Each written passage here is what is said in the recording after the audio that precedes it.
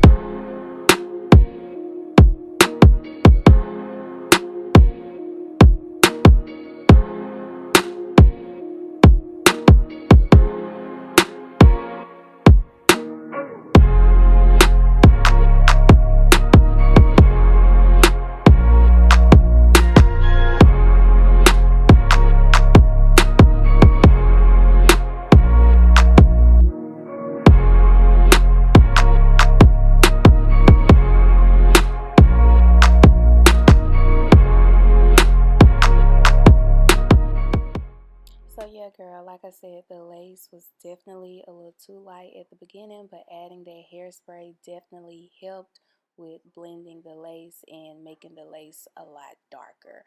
So the roots on this wig is on the thick side, but that's okay because that is what is expected with a curly wig of this texture. So I am going to go in with the hot comb and lightly press out the roots. I don't want my roots to be too pressed out, so I am making sure I don't apply too much heat. But look at how beautiful the hairline on this wig is, y'all. Like, ooh, baby, I know this wig is about to be super laid and super melted.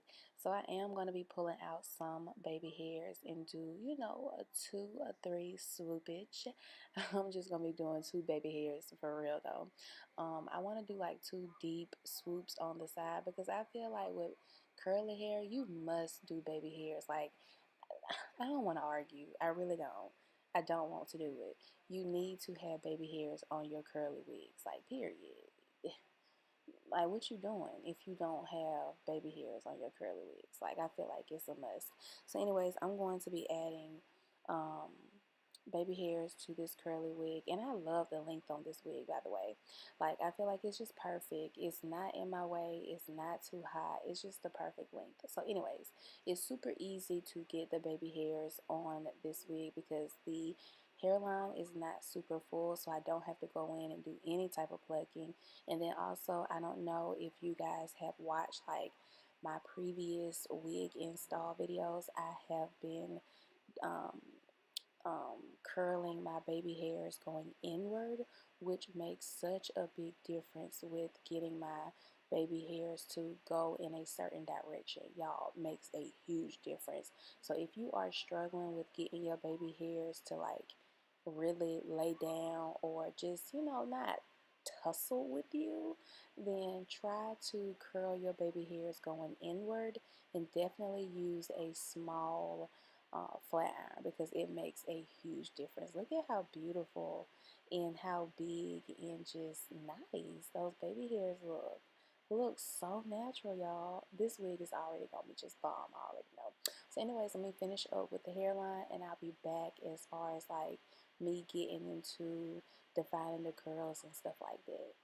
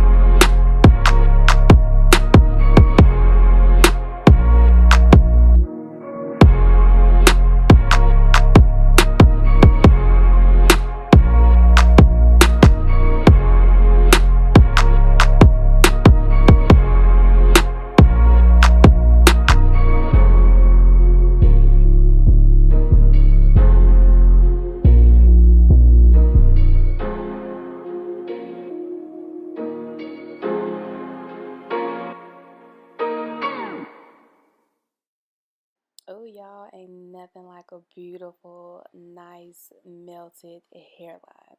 So now it is time to get into defining these curls and making it look juicy, baby.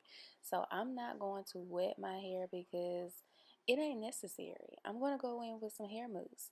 Now, I do not know which mousse I want to use. I love Lotta Body, but I also love the Cantu mousse. So I don't really know, but I'm going to go for what I know.